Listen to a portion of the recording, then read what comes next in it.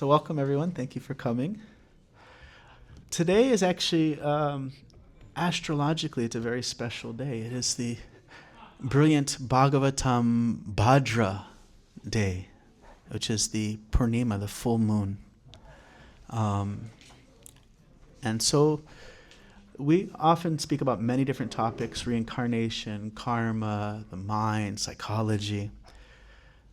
But a lot of the content that we talk about everything is actually derived from two main literatures, which one is, some of you might have heard of. How many of you heard of the Bhagavad Gita? Yes. So Bhagavad Gita, and sometimes it's called the ABC, sometimes it's called the undergraduate study, but the Bhagavatam is called the graduate study. The Bhagavatam is a really amazing literature. The Bhagavad Gita is 700 Sanskrit verses. I like to study the Sanskrit. I actually teach people how to memorize chapters of the Bhagavad Gita, like sections and chapters and such, because the whole thing is a song. And the cool thing is that any fool can sing a song. And so if you can sing a song, then you have access to all this great wisdom in the form of the Bhagavad Gita. The Bhagavatam as well, you find that the Sanskrit literature, it's always often done, not always, but often done with rhythm, with like meter and rhythm and melody. And so it's very, very, very interesting. There's one more. After the Bhagavatam, there's The postgraduate study. Okay, that's the Sri Chaitanya Charitamrita. Yeah. So many of you are here for first time. What can you share? What was your inspiration for coming here today? How did you learn about the temple or the program? Tell us. I met some people in the park. They gave me a flyer. Okay. Washington Square Park, Union Square, or Washington. Washington Square Park. Nice. Welcome. And then you brought all your wonderful friends. Nice. And then I grabbed him and we threw him in the kirtan mosh pit. Hopefully we didn't violate anybody, but it's kind of a mostly hit or miss. Sometimes you just like, all right, just go for it. And then people are like, oh, thank you. I needed that. I need a little push. And I was like, oh, that was actually really good. Thank you. Or sometimes people might feel afraid, like they're doing it, but I don't know if I can join in with what they're doing because I'm new here and I'm an outsider. But it's open for everyone, so we want to let people know. So, have you ever read Bhagavad Gita? Any of you read a little bit of Bhagavad Gita? Cool. How'd you come across it? Like, what are some things that you learned, or tell us the story? I think I connect a lot with it. I've read some passages in school many years ago, and then I picked it up. I've read it a few times. It's definitely my favorite of any spiritual literature. A lot of the ideas of non-attachment and the fact that you never really die. You're just wearing your body like clothes per se. So we need to give him a mic too. It's like a second. Nice. Nice. Very, very good. Very good. Yeah. You can see he's read Bhagavad Gita. That's verse, I think, 22 of chapter 2. It says, Vasamchi jirnani yata vihaya. Just as you put on clothes and you change the clothes that you wore in the, at night for the morning, or you just like you change dirty clothes, you put on fresh clothes. So similarly, the bodies that we can't use anymore, we put on new bodies. And another example is given that just like you're already changing your body, where is your Grace? Where is your 7-year-old body now? Scientifically speaking. Scientifically? Dust cells and old skin and... It's all somewhere else, isn't it? Yeah. So how long do the cells stay around in the body? 7 years. 7 years. So some skin is like a couple weeks, and the glial cells of the brain, it's like longer. But basically after 7 years, everything has been replaced. But somehow Grace is still here. and her mother still lets her in the house. But this is, even though this is not the body she gave birth to, if you put like a micro Apple tag on each one of those cells, you would see that all those cells are somewhere else, but Grace is still here. And that's because Grace is not her body. And there's a nice verse in the Bhagavad Gita about grace, and it says, Prasade sarva dukhanam.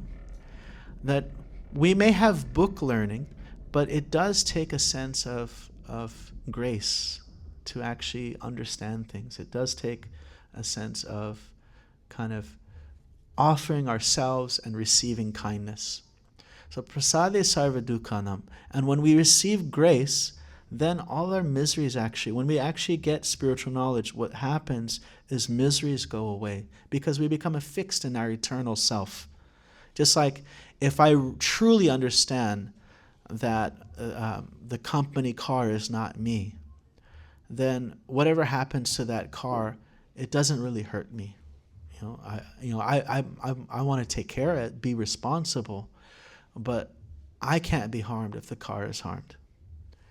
And so prasade sarva durkanam, all the miseries start to go away, and one gets buddhi, one gets intelligence, like the name Buddha means the most enlightened or intelligent person. And so one gets this intelligence. And so it does start with some grace. And so we understand, we are not this body, and how to be unattached. And the Bhagavad Gita leads to an understanding of complete love and connection with divinity. And that's where the Bhagavad Gita ends. And the Bhagavatam actually begins from that point. And it sounds like a little bit of a dire statement. What if you had 7 days to live? I don't think it's meant to be like kind of the, sometimes you have like the Christian pamphlets like, are you going to hell? Are you going? But I think it's just a question like, what would you do? What would you do with your life? And the Bhagavad Gita is a story of Arjuna. So this is actually, the Bhagavatam is Arjuna's grandson, and he ends up having 7 days to live, and being a saintly person. He was a politician. He was a king, but he was a very deeply spiritually minded person. So he did understand. Okay, I don't need anything right now. So he left everything behind. He went to the banks of the Ganges and he sat in meditation. And sages arrived, and he had many questions. What should I do? I have 7 days to live. That was his question. What should I absorb my consciousness in? What should I cultivate in my internal consciousness? Because consciousness is, according to the 8th chapter of Bhagavad Gita, it's the deciding factor. That and some grace is deciding factor of what kind of situation we will be in our next life. So like if you go to the grocery store, you have your shopping cart, you put this in your cart, that in your cart, this in your cart, that in your cart, and then at the end is the bill. You pay for it, you get the result. Or you have honeybees. They go to this lavender fields and they take all this nectar from the lavender plant, and then the result is the fragrant lavender honey. Or it goes over to this more maybe mustard, maybe a little spicy kind of flavor. So based on what it's pulling in, then the end result, like the cash register is the end result for the grocery trip, and the lavender honey or the spicy mustard honey is the end result of the bees, what they've collected. And so in the Bhagavad Gita, it explains how we cultivate our consciousness decides what kind of situation we're put in our next life. Either next life or no more next life, like you're eternal, and you're in an eternal position, a spiritual position. So here's a question. What's your name? Me? Yes. Jack. So Jack, what kind of consciousness would give someone a bear body in their next life, like a bear, like a Paddington? I don't know. Like what are things that bears do that Things that bears do? yeah, They live in the forest. live in the forest? Okay. What can a bear do much better than you? Be strong. I think sleep. So if you're a human and you sleep 22 hours a day, you'll get criticized so much. But if that's your desire, then nature like, okay, here you go. You're sleeping all the time, but there's a better body for you. Now you can be a bear. You know, what can a tiger do better than a human? Hunt and kill. Like if you want to hunt and kill, there's a body to do that in. Here, nature was like, okay, here you go. Take birth as a tiger. What can a pig do better than a human? Eat anything. You want it, McDonald's, whatever. Just here we do it, and then we get cancer, we get all these problems, you know. But a pig is just its natural inclination is the kind of on the junkier side, you know. We won't even go into details about what as Americans that live in the city, we might not know what pigs like to eat, but it's not so nice. If you go to some of the countries, and you'll see what pigs like to eat, and you'll be quite surprised. So pigs, they can do that better than humans. So there's the eating, there's the sleeping. Practically any animal doesn't need help with its mating. You know, it can just it doesn't need like. Nowadays, you don't see the magazines as much, but you go to the grocery store and there's like all these list of different things, 7 different rules to improve your mating skills. Basically, they don't say mating, but it's all about mating. But the animals, they don't have such a trouble, you know. And defense, you find like the animals have natural forms of defense. How many of you you've heard of tiger fist kung fu or crane kung fu? How many heard human fist kung fu? No, it's like we're mimicking the skills and the talents that are already there within the animals, and then we have to practice and mimic those things. We don't naturally have great defensive skills. Now, what can you do as a human better than you can't really do so much as an animal? Think about what? Life. Self-reflection. Yeah. Our own existence. Yes. You don't see the tiger having like an existential like, should I have killed that deer? Like, was that the best decision? Is there another way to live? You know. So that's what makes us human. That's what makes us human, is the ability for self-inquiry. And therefore, the Vedanta, it starts off with this atato brahma jigyasa. Now is the time for self-reflection. Now is the time to understand what is the self, what is God.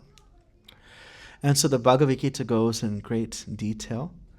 As you said, it's a very it's a universal book, because it's not presenting like, okay, these are rules, and if you don't follow these rules, God's going to hate you and send you to hell. Rather, it's just explaining the science of spirituality, and that someone who is of different traditions, if they read the Bhagavad Gita, they will actually become deeper practitioners of their own tradition.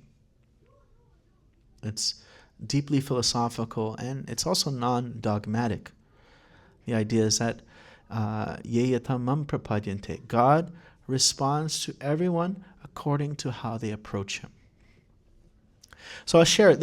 So as you said, I said the Bhagavad Gita is 700 verses. As you see, this book is much bigger. I will give one of you guys a prize if you can guess the number of Sanskrit verses. Whoever gets the closest out of the 4 of you, or the 5 of you.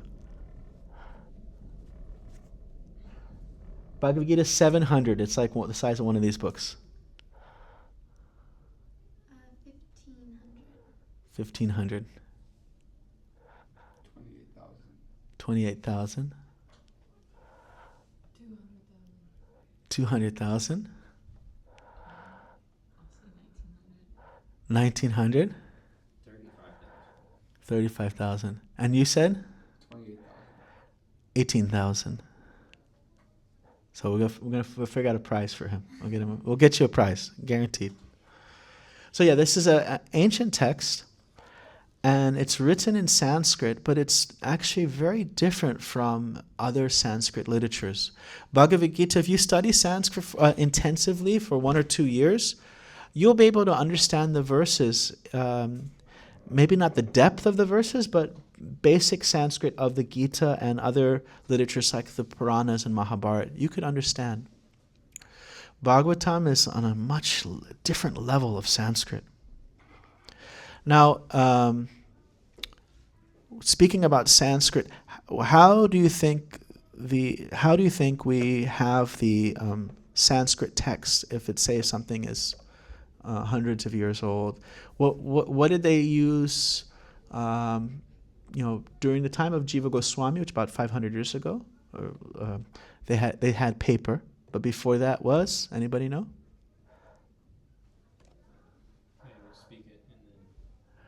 Before the paper, they had what is called palm leaf, and they would inscribe it into the palm leaf, and that was for quite some time. And then if you go back further enough, it said that actually, if you go back up to the point of 5,000 years, the creation of text was not due to an advancement of human intelligence, but actually a devolution of memory, that people could previously remember great links of text, and therefore they did not need parchment or palm leaf or any kind of inscription. They could keep that and pass it on. So if you're writing, if you wanted a book, how would you get a book, say, 800 years ago? What would you do? Copy it. You could copy it yourself. Now, you might also pay somebody, a scribe. That's very common. Actually, the scribes were even oftentimes illiterate. It's like an artist. They just follow. Now, have you ever seen a kid, like when they read? Sometimes they read and they look somewhere and then they skip a few lines.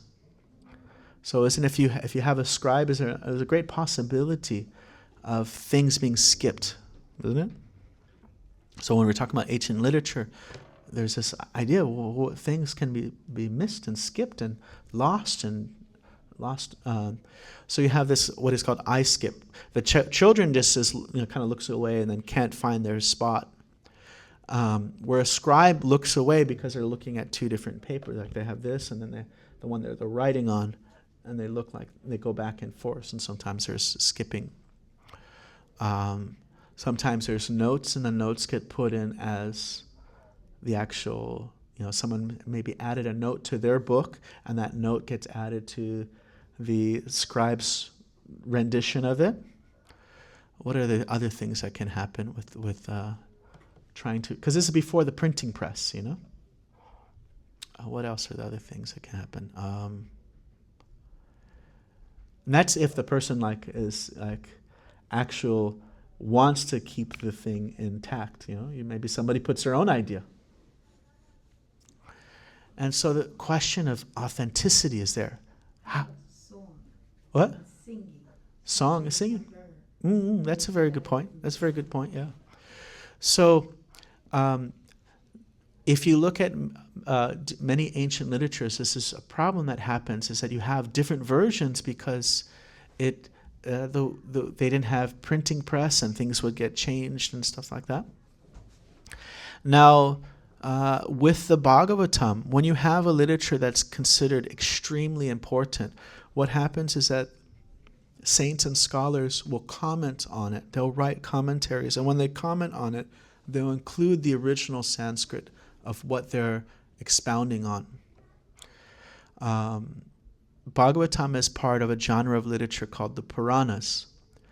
And just to give you an example of a Purana that's almost as considered as important as this book, the Bhagavatam, I think it is the Vishnu Purana. It has maybe 2 or 3 known commentaries on it. And that's to show how important it is. There's 2 or 3 great scholars and saints who've written commentaries on it. The Śrīmad Bhāgavatam has over 80 known written commentaries on it. And then with the commentaries, you see that the Sanskrit is... So compared to other literature, you'll find if you go from North India to South India to East India, West India, if you look at a book like the Mahabharata, which is a story, the whole story that the Bhagavad Gita is a part of, you'll find many different versions because of scribes, because of different aspects of oral tradition. And even our great teacher, the Madhvacharya from 800 years back, he said, this is actually a bit of, some of a problem with this book, the Mahabharata. Bhagavad Gita, everybody has memorized, so it's no problem. Like, it's a song. Like, even children, 100 years ago, they would have the whole Bhagavad Gita memorized. So, and everybody knew it. If you said it wrong, be like, hey, you missed it. You messed it up. That's not how the lyrics go, But the Bhagavatam, even though it's such a big book, they find that if you go to North India, South India, East India, West India, this part of it's all the same. You can go 1 page, 2 page, 3 page, 4 page. After 5 pages, sometimes you might find one syllable off. But even that syllable, if it's it's like the same exact meaning. No change of context or content. So it's really, really well preserved ancient literature. Now, if you hear, okay, it's this great Sanskrit, it's deeply philosophical. It sounds kind of boring, isn't it? Maybe I can't read such deep philosophical things. It's also considered by, there was a scholar who studied poetry in 18 different languages. He's fluent in 18 different languages, and he studied poetry in Sanskrit. And he states that the Śrīmad Bhāgavatam is the best poetry in the world. This scholar's an atheist. He's not what to speak of a practitioner. He doesn't even believe in God, but he's like, this is the most beautiful thing a human could read. It's the best. So you have the Sanskrit, the poetry, but what's it all about? As we mentioned, you have a king, and he has 7 days to live, and the Bhagavatam is meant to kind of reestablish the soul's connection with divinity, understanding what is divinity's connection with the material energy, what are we as souls, the marginal energy, what is our situation, and what is the spiritual world like? Why would you want to go there? What is the supreme attractive being like? Like if Sienna told her parents, I fell in love. And they're like, oh, really? What's their name? I don't know. What? What do they? What do they look like? I don't know. And they're like, oh, is this like an internet thing? Like, what's their personality like? I don't know. And then you begin to the parents like, oh, you're just crazy. What's going on, Sam? You're just pulling her leg. You have to know something about somebody to develop that connection and relationship. So the Bhagavatam goes in deep into what is the character, what is the personal character of divinity, what is the attributes, what are the relationships. There's also a lot of, even materially speaking, a lot of very, very interesting things in the Bhagavatam.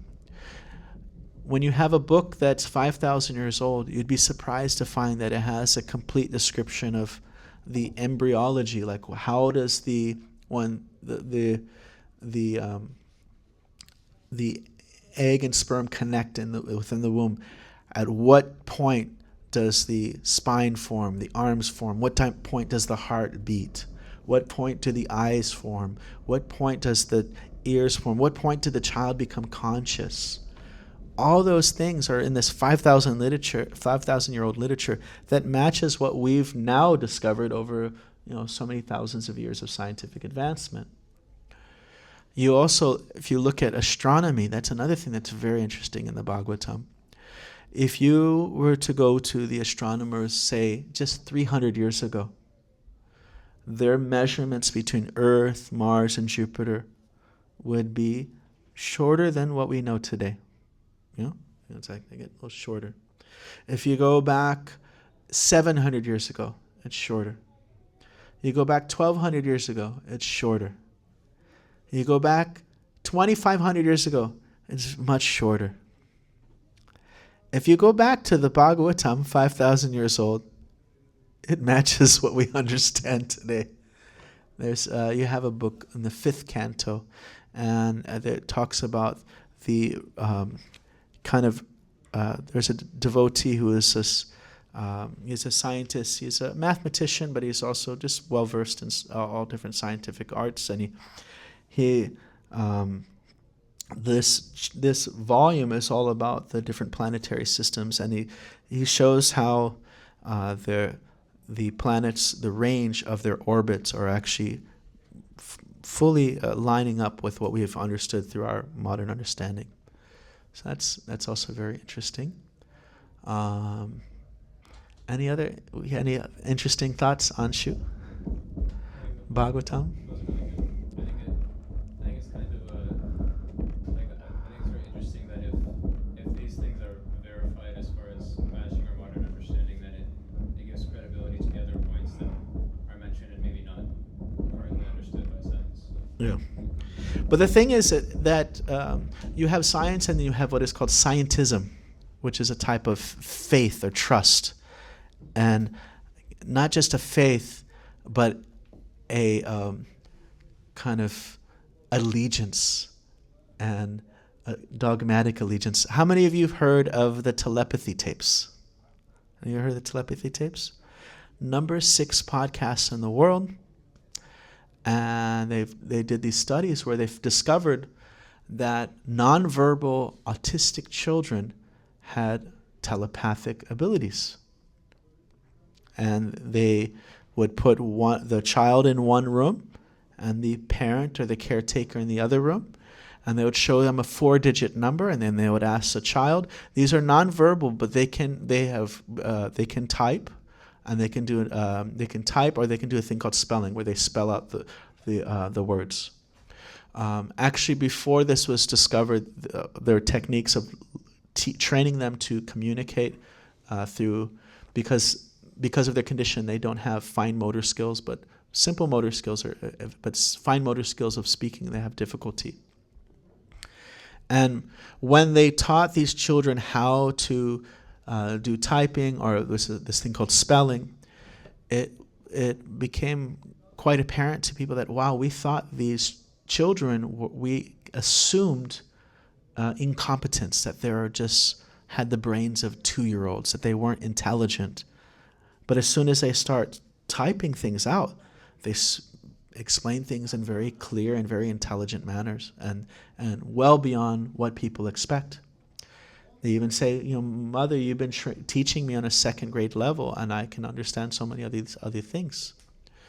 And so when spelling came out, this phenomenon of children telling the parents, I can hear your thoughts.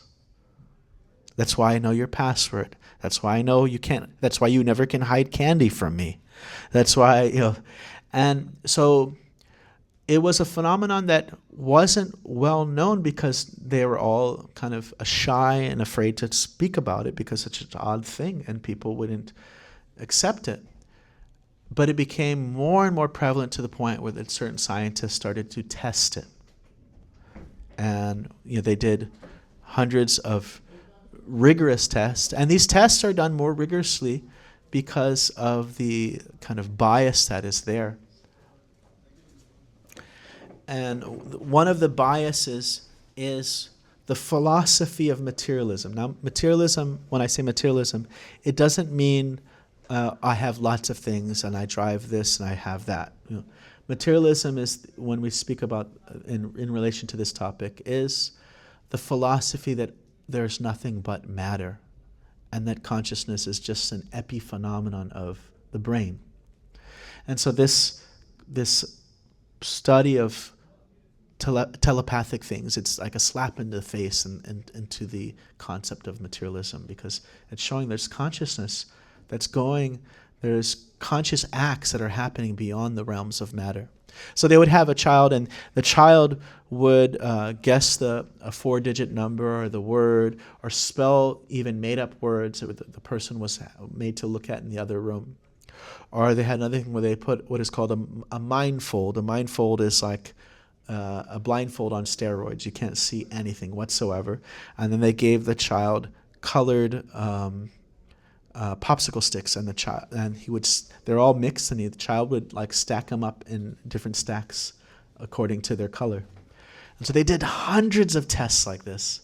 And if the child was able to guess a 4-digit number in the other room correct 30% of the time, that is statistically completely insane. That's like, but these children were getting it 100% correct. Over and over and over and over, just constantly getting 100% correct. And the scientists were publishing papers on this, were threatened to lose their PhDs, or they received a lot of threats, because it is a type, they're addressing a type of kind of religious dogma called scientism, that it's a belief set that people can't, it's like you're hurting my faith, and if you're saying something against my faith, I'm going to attack you. It's like, rather than actual being really scientific means being open. Albert Einstein said more important than knowledge is imagination. Because if you know, then you know. But imagination opens the realm to looking at things in different ways, opening your mind to things that could happen in this way and that way. And that's how different discoveries are made. How do we get into the part about the autistic children? I'm forgetting. Help me out. Scientism.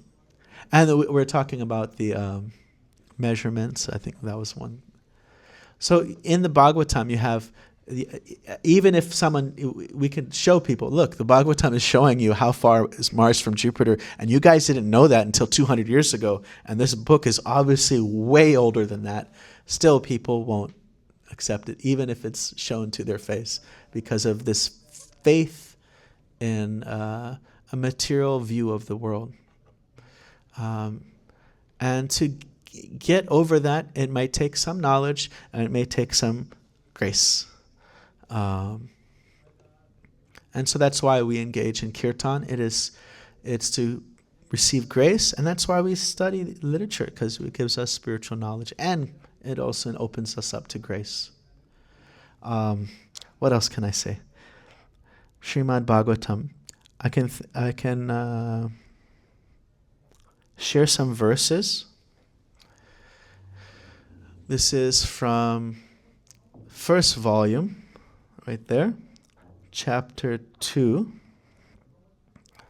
This is Vyasuvacha iti samprashna samhrishto viparamyo maharshane pratipujasva jashtejam bhaktum prachakrame yam prabhajantam anupetam apeta krityam dvaipayana vihra kattara ajuhava putreti tanmaya tayo taravo binedu samsarva bhuta hirdayam munam anatosmi yasvanubhavam akilam shutasaramekam adyatmadipam atitirtishatam tamandam Sangsarinam karna yaha purana guhyam tam vyasasunam pavayami purum muninam Narayanam namaskritya naram chaiva narotamam Devam sarsatam vyasam tato jaya mudirayet Munaya saduprishto ham bhavadbir lokamangalam Yatkrita krishna samprashno yenatma suprasidati Savaipam samparo dharmo yato bhaktir adhokshaje Ahaitukiya pratihata yatma suprasidati. So in the Bhagavad Gita, in chapter 7, Krishna says, out of thousands of people, you hardly find anyone who's actually looking for spiritual perfection. It's very rare. And out of those who are seeking spiritual perfection, Yatatam api siddhanam. Hardly anyone understands the Supreme Absolute. It's such a rare case to find somebody who has a deep understanding. And so, just like there's out of thousands among people, there's hardly anyone that's looking for spiritual knowledge. The body of ancient literature of India was written, you have the Vedas, a lot of it was not even spiritual. It was just religious materialism. And it talks about, how to run the country, how to do agriculture, there's a book called Vimana Sastra, how to build flying vehicles. There's all kinds of ancient literature. And because it's so vast, because Veda just means knowledge, it covered so many subjects, somebody who would read that could often become confused. What is the goal?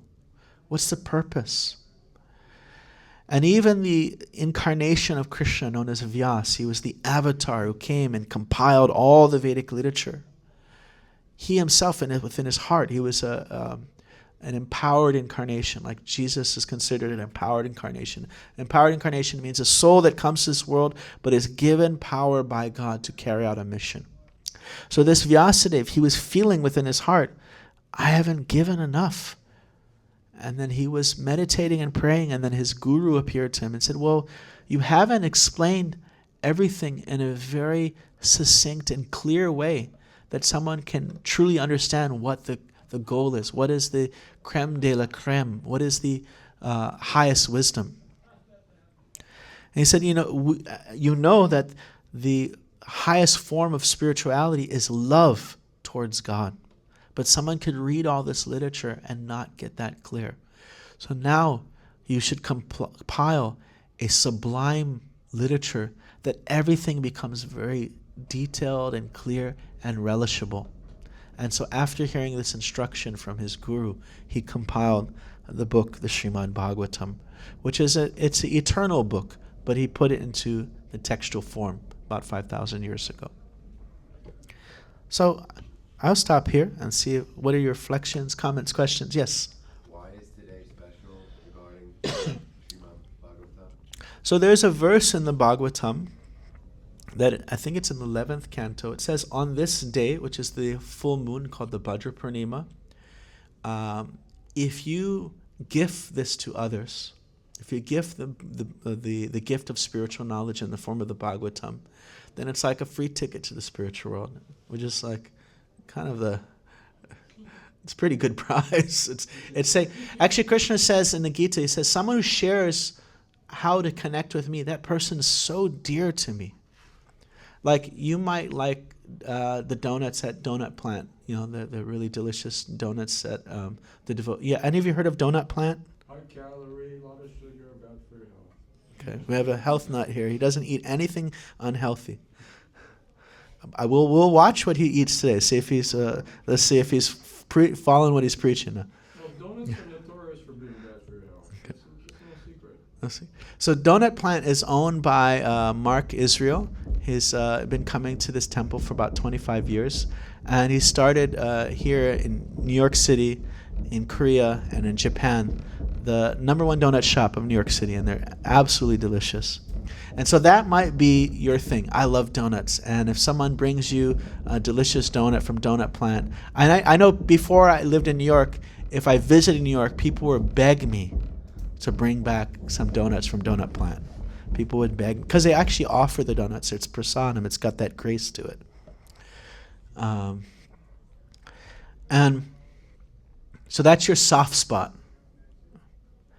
But Krishna says in the Bhagavad Gita, someone who shares spiritual knowledge, that's my soft spot.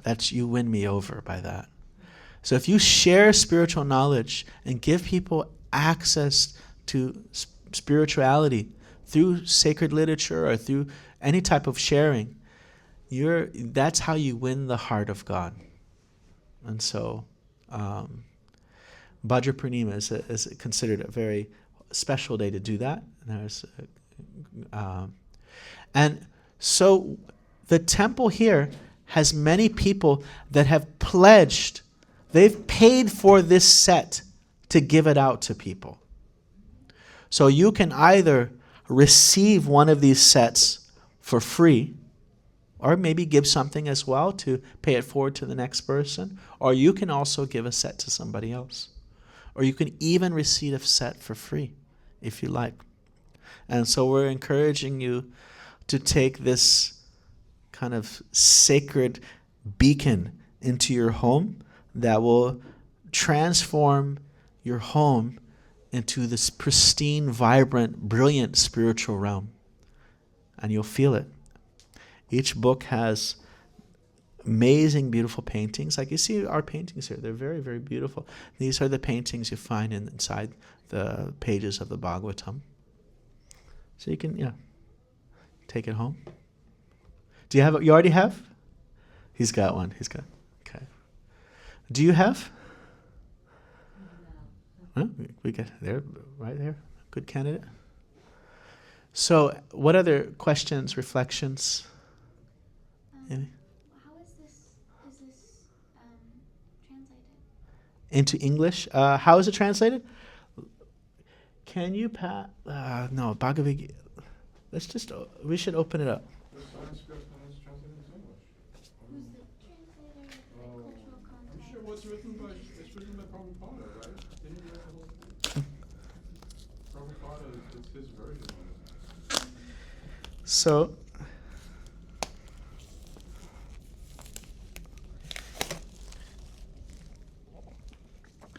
if you open it up, it comes with the original Sanskrit.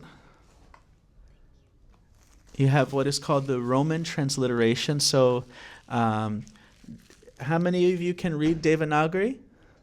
You read Devanagari? So there's just 3 of us that can read Devanagari. For the rest of us, we can't read Devanagari. But it doesn't actually matter, because this is not that old. Devanagari is like, it's not as Sanskrit, the original language, is the language. Devanagari is just a type of script, like English alphabet is a type of script. And according to Sanskrit scholars, the Romanized Sanskrit, there's nothing lost in there. If you read the Romanized version of the Sanskrit, you've not lost anything. It's nifty to be able to read this. It's also, if you read Devanagari, means you can go to India and read all the signs because it's Hindi. It's the same alphabet. So you have this Krishnaya Vasudevaya Devaki Nandanaya Cha Nandagopa Kumaraya Govindaya Namo Namaha. So you have this is called the Roman transliteration. So all of us can read that. And it has what is called diacritical marks. So it tells you, like, this is a short A, this is a long A, this is a long I, or this is Krishna. This is a S with a sh mark there. And so it tells you how to read it, even if you can't read the original Devanagari script. And then below it, you have what is called the word-for-word translation. So you can look at each word, and that way you can have this clarity. Am I reading this, someone's translation, they're putting their thoughts into it, or, here's the word for word, and you can see the actual, you can check the dictionary. There's Monier-Williams Sanskrit Dictionary, and you can see, is this word being correctly translated? Is it? And then you have the translation, and then you have the purport. And the purport is by Srila Prabhupada. Srila Prabhupada basically incorporates the commentaries of other saints from about 500 years ago. Balari Vidyabhushan, Vishwanath Chakravarti Thakur. You have also Jiva Goswami. He incorporates their kind of elaboration. So each one verse will have, there's so much wisdom packed into one Sanskrit verse, and so it can be opened up. For example, this first verse of the Bhagavatam, which is it's one kind of long verse. There's a book that's about half as thick as this book, that it's just a compilation of different commentaries on that one verse, and each one is completely different.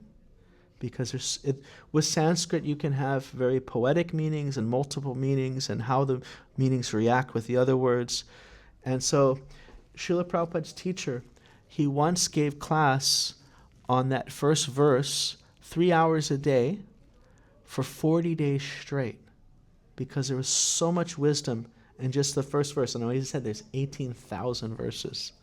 At every temple, they have a class, and we go through this book. And actually, every temple, if any of you listen to Wisdom of Sages, when you listen, they cover many verses in one.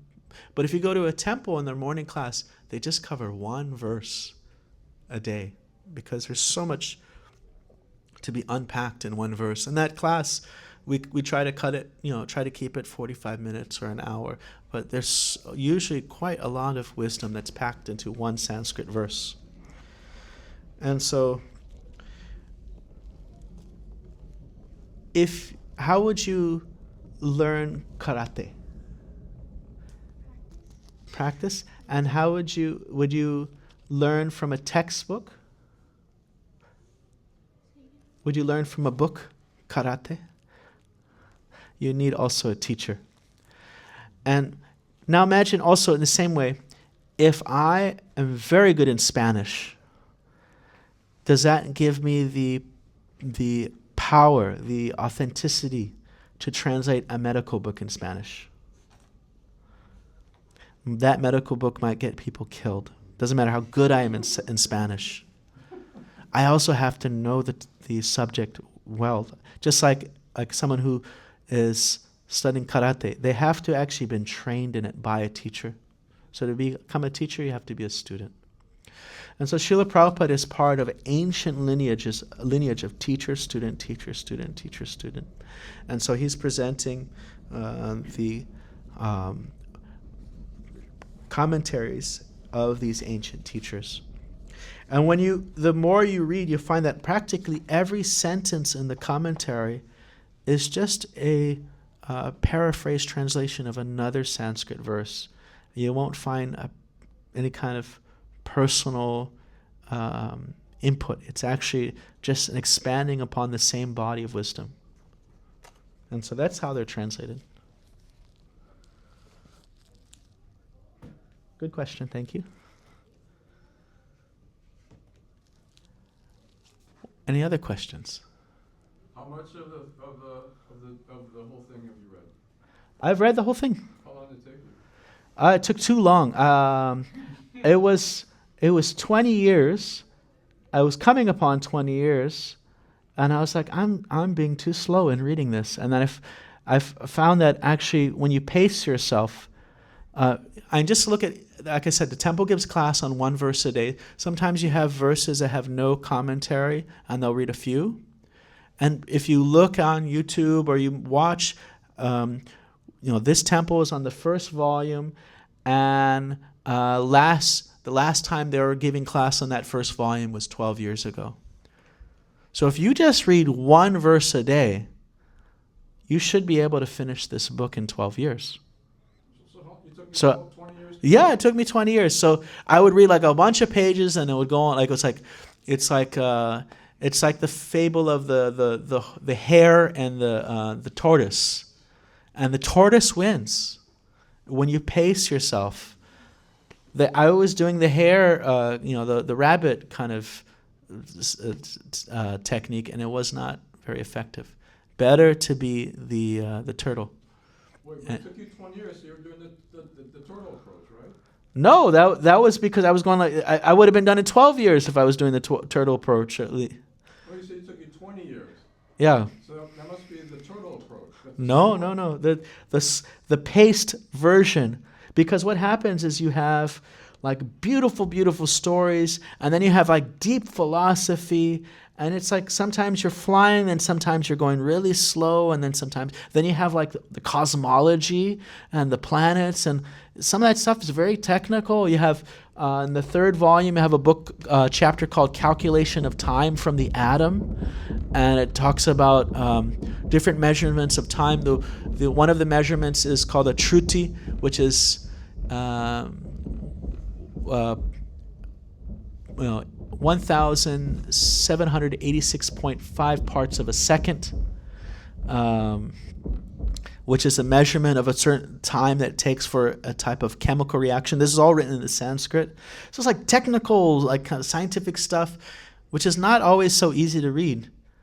And then you have like beautiful, amazing stories where you read like 10 pages, 20 pages, 30 pages, 100 pages, and then you get like this philosophical stuff. And then so that's why I would suggest just you can read ahead, but commit to some kind of number of pages, a verse or a page a day, and that way you'll have good progress. And when you see such a massive book.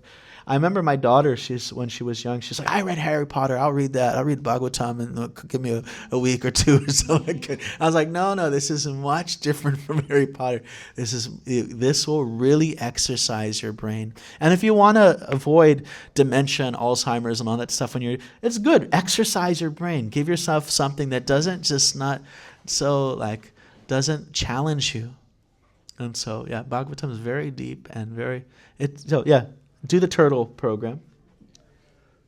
How about just when, they have I don't know how to pronounce it, when they open the curtain and they give a class lesson in the morning, early in the morning. That's in the Bhagavatam. Yeah, they take a little story and they add a little piece of the Bhagavatam and the translation and then the purport.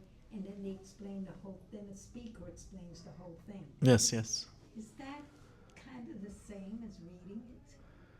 It's both. Reading engages your own intelligence.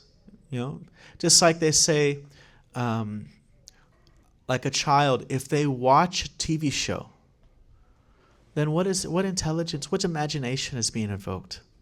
But if they read a book, then they're engaging their imagination, their intelligence. And so there's a type of depth of engagement that happens when you yourself read it. But then there's also a benefit of the sangha and the expertise of the speaker that you're getting from the benefit from the class. So both have their benefits, but they're different kinds of benefits. That goes into the purport. Were there other books?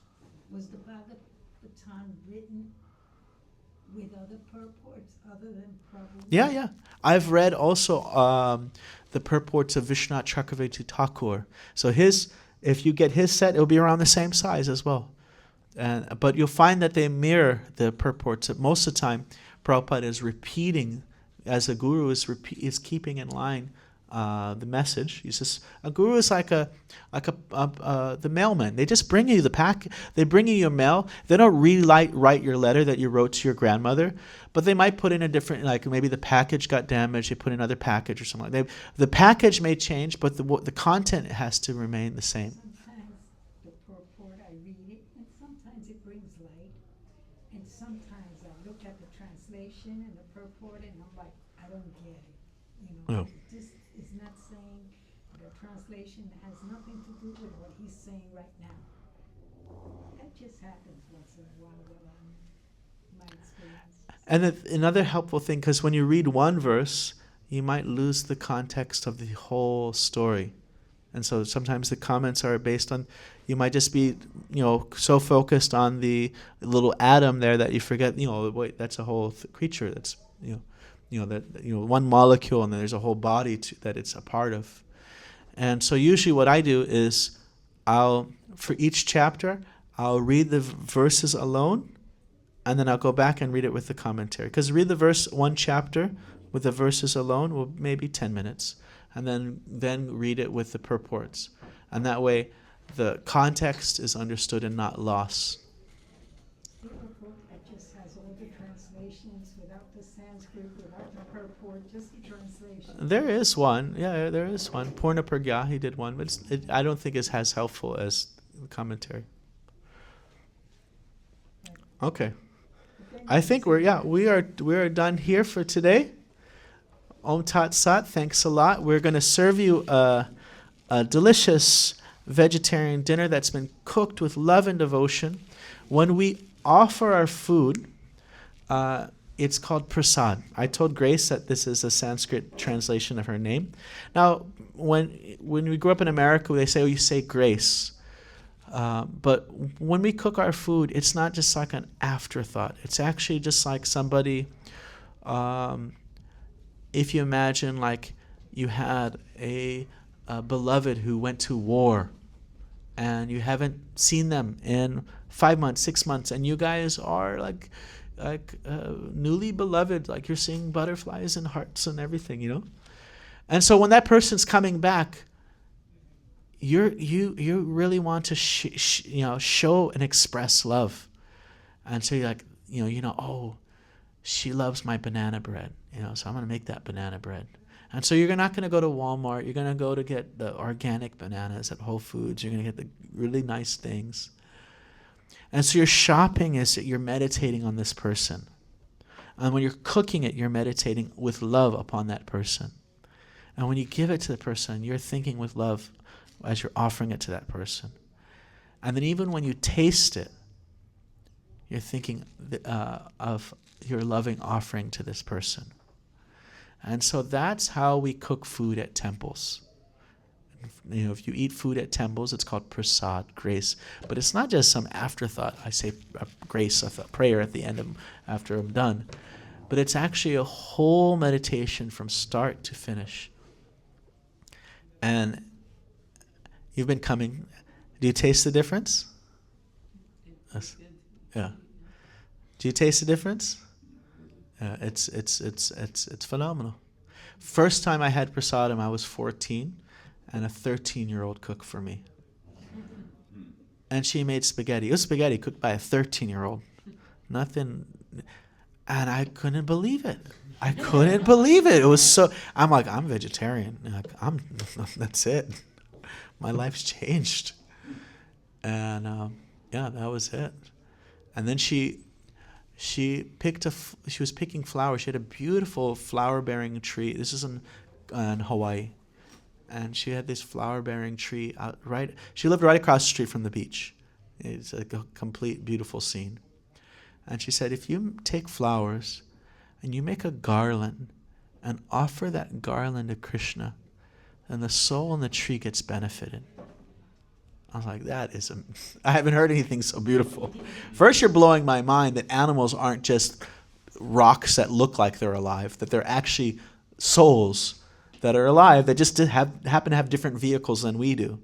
And that I saw it. Like hearing from her, I became vegetarian when I was 14 because I heard, oh, this is a soul just in a different body. I'm not going to be a fascist and a speciesist against, oh, you have an animal body, so I don't care for your pain. No.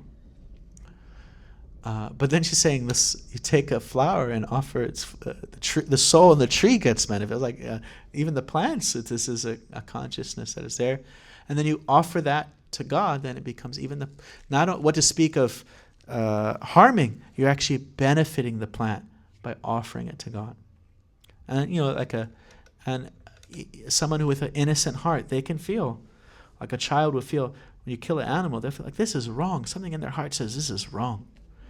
But if you say, oh, let's go gardening, there's no sense of like this is evil or bad. It's pure, it's joyful. So, Om Tat Sat, thanks a lot.